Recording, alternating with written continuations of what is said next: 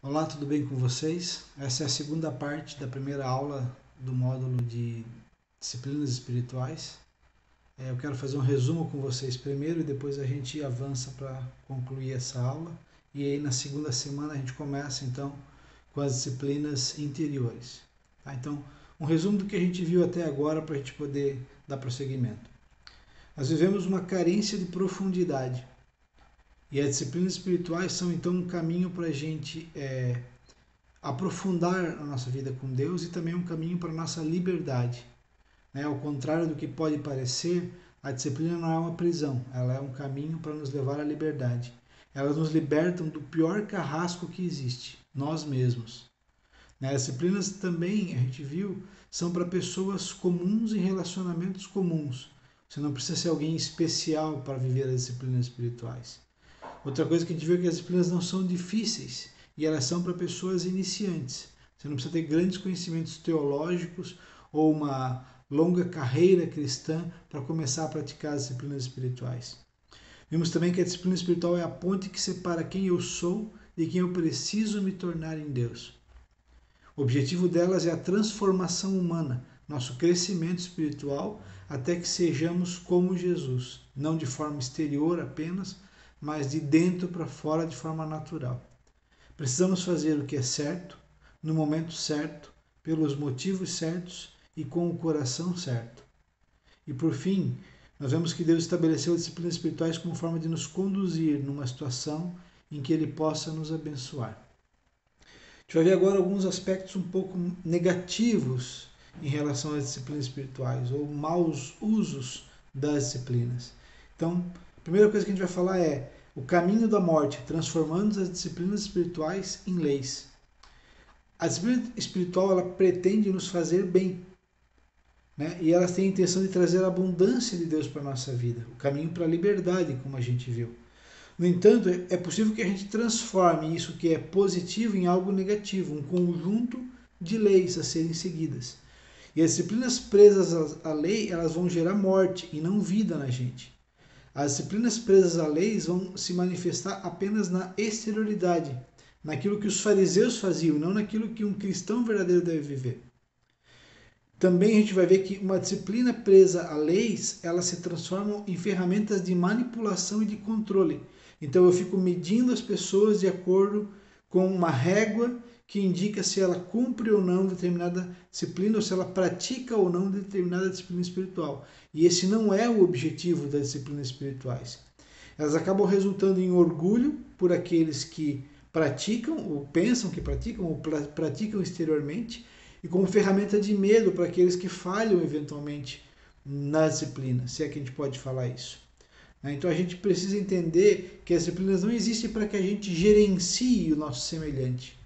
Elas são para benefício e para uso próprio, e não para uso como régua para medir a espiritualidade dos outros. Nós temos que deixar de lado essa compulsão de tentar endireitar as pessoas. Como Leon Tolstói falou, todo mundo pensa em mudar a humanidade, ninguém pensa em mudar a si mesmo. Então esse é um perigo muito grande que a gente pode cair ao começar a viver a prática das disciplinas espirituais. Então eu quero falar com vocês também alguns perigos do uso errado, da distorção da espiritualidade com relação às disciplinas.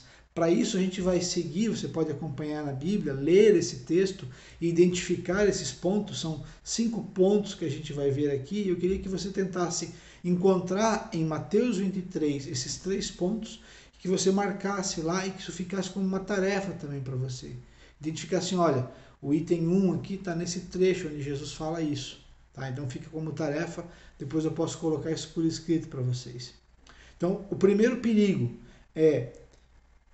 ou alerta que a gente pode ter, né? Primeira pergunta que eu vou fazer para mim, eu sou artificial espiritualmente falando? Quer dizer, eu tento dar a impressão de ser algo que eu não sou? Ou como diria o George Berg, se nós não conseguimos ser santos, nós não deveríamos pelo menos parecer estranhos?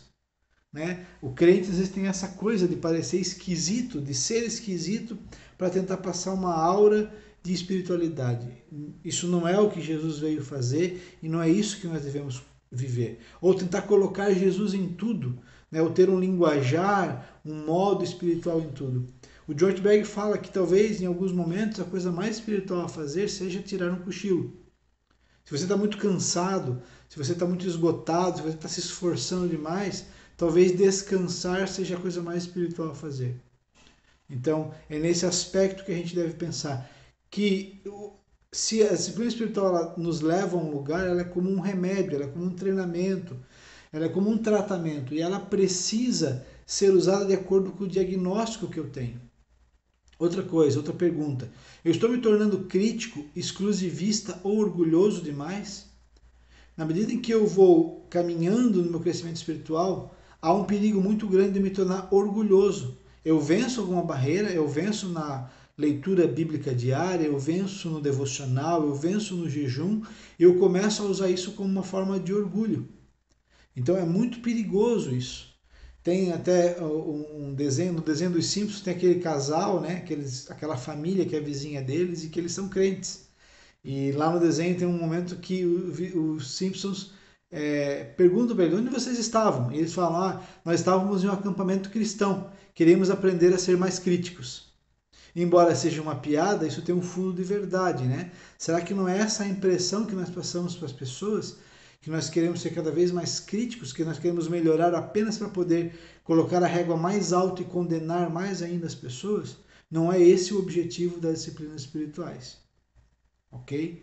Nós não estamos aqui para classificar e comparar as pessoas. Nós não estamos aqui para sermos os justiceiros de Deus, né? E é por isso, talvez, que Deus muitas vezes esconda de nós mesmos o nosso próprio crescimento espiritual. Eu descobri, depois de um tempo na minha vida, que eu havia crescido e amadurecido em algumas coisas que eu não havia percebido. E eu imagino que talvez Deus tenha feito isso comigo para que eu não me tornasse orgulhoso no meio do caminho, até que Ele pudesse ter completado aquilo. E tantas vezes Deus, infelizmente, tem que esconder de nós o nosso próprio crescimento, para que nós não nos tornemos orgulhosos e usemos isso como ferramenta de comparação. Outra pergunta, a terceira. Estou mais ou menos acessível? À medida que eu vou me tornando mais profundo espiritualmente, eu me torno mais acessível às pessoas, eu me aproximo mais delas e elas conseguem se aproximar mais de mim, ou eu me distancio e afasto as pessoas de mim?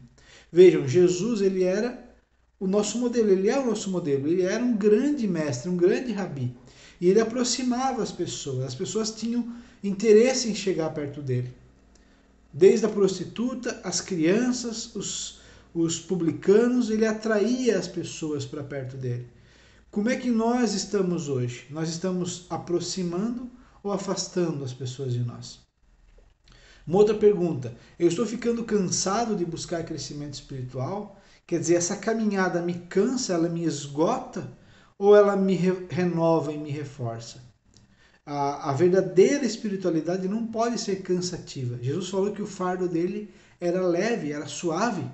Então, a busca do crescimento espiritual não pode ser algo que nos intimide e nem que nos desestimule. Se isso estiver acontecendo na minha vida, provavelmente eu estou fazendo alguma coisa errada. E por fim, eu estou medindo minha vida espiritual com superficialidade? Quer dizer, eu estou medindo do tipo, eu orei e li a Bíblia hoje? Eu já fiz jejum essa semana? Não deve ser essas as réguas de medição. Eu não devo ter um checklist das disciplinas. A pergunta que eu devo fazer é, eu estou crescendo no amor por Deus e pelos outros? Essa é a verdadeira transformação que Deus quer nas nossas vidas. A prática espiritual não prova o quanto eu sou espiritual. A prática espiritual, ela me conduz a uma vida de mais liberdade. E essa liberdade é parecer mais com Jesus e amar mais as pessoas. Então, o que as disciplinas espirituais elas não são? Elas não são um medidor de espiritualidade. Né? Eu não uso as disciplinas como uma régua para medir o quão espiritual eu me torno. Vejam, eu poderia comparar a disciplina espiritual como um treino que eu faço antes de um jogo. Quando eu estou treinando basquete, por exemplo, eu passo horas jogando uma bola numa tabela, né? Numa cesta. Quando eu treino vôlei, eu treino arremesso, eu treino recepção, eu treino saque. Quando eu jogo beisebol, eu treino arremesso, eu treino rebatidas e assim por diante. Tudo isso que eu faço no treino não conta nenhum ponto extra na hora do jogo. Então, para que eu treino tanto? Para ter mais aptidão na hora do jogo. Da mesma forma, as disciplinas espirituais, elas não servem para que eu ganhe pontos com Deus ou pontos com as pessoas. Elas servem apenas para que eu me torne melhor, para que eu faça melhor aquilo que eu preciso fazer. Se eu uso jejum, silêncio, serviço, e essas coisas não me tornam mais humilde e mais próximo daquilo que Jesus é, elas são inúteis na minha vida. Então, tudo isso seria um esforço inútil e eu deveria rejeitar. Se eu estou fazendo jejum, isso só me dá dor de cabeça, isso só me torna mais arrogante, mais orgulhoso, alguma coisa está errada. Certo? É claro que eu não devo descartar isso, mas eu devo repensar a forma, a motivação por que eu estou fazendo esse tipo de coisa. As disciplinas espirituais também não são necessariamente desagradáveis. Eu preciso determinar primeiro qual é o objetivo do meu treinamento. Talvez eu esteja usando a disciplina errada. Então é importante, né? Por exemplo, treinar para uma maratona é diferente de treinar para uma competição de quem come mais tortas. Né? Se eu for competir para ver quem come mais tortas, eu tenho um treinamento. Se eu quero competir para uma maratona, um treinamento diferente. Se eu quero competir para uma corrida de longa distância, é diferente de uma corrida de curta distância. Então, a primeira coisa que eu preciso saber é o que eu quero conquistar com essa disciplina que eu estou fazendo. O treinamento para uma vida de paz, alegria e amor deve ser algo agradável, não deve ser algo cansativo. Né? Então, por exemplo, a disciplina da celebração é uma disciplina que deve fazer parte da nossa vida. A disciplina da adoração, por quê? Porque elas trazem paz, elas trazem alegria, então eu devo praticar com regularidade. Tem disciplinas que são talvez um pouco mais desgastantes no começo, até que elas comecem a fazer efeito na minha vida. Então eu preciso ir mesclando e entendendo o porquê que eu faço cada uma.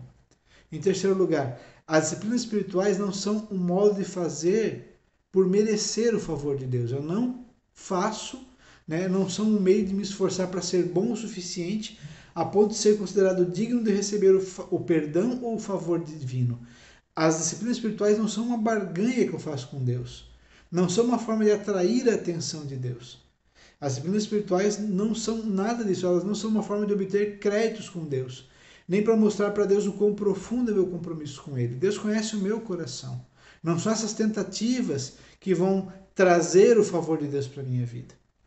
Por que então eu jejuo? Por que então eu adoro? Por que então eu busco a palavra? Para mudar dentro de mim, para mudar o meu coração, não para mudar a Deus.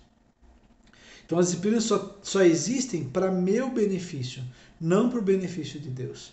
Elas só têm valor se contribuem para a minha transformação.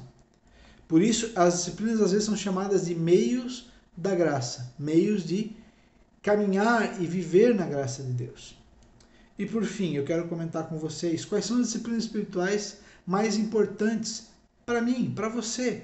Como é que eu consigo avaliar que disciplinas eu devo seguir primeiro, eu devo nesse momento enfatizar na minha vida?